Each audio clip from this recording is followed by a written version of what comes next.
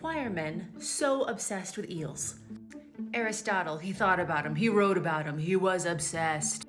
Sigmund Freud, I don't even like him on my screen. His first academic paper was all about eels.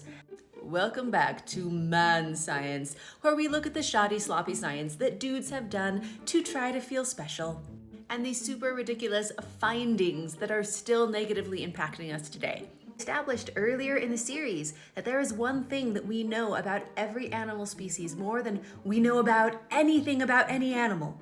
That's right, dudes have gone from drawing it on the bathroom stall to making it their life's work.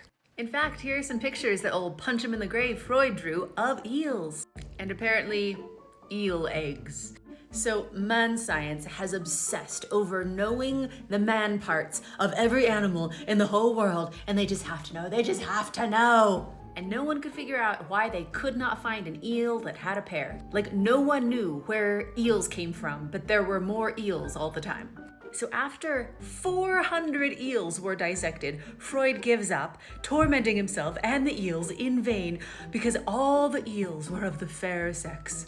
It's always very specifically man parts that Manscience is obsessed with. And this was like everywhere. There were pastors giving sermons about like, oh, the eels come from the roof of the chapel. Aristotle concluded that the eels spring forth from the mud. This Victorian dude, not him, that's the beetle that the Victorian dude drew to show that eels come from beetle bums. Because of course. There were theories that when the horsehair fell into the water, then it came out as eels. But most of all, Manscience had to find those parts. Apparently, it's very disconcerting if you don't see yourself represented in every creature in existence. So amongst all this eel obsession in the Victorian era, this guy named Schmidt was like super above and beyond obsessed.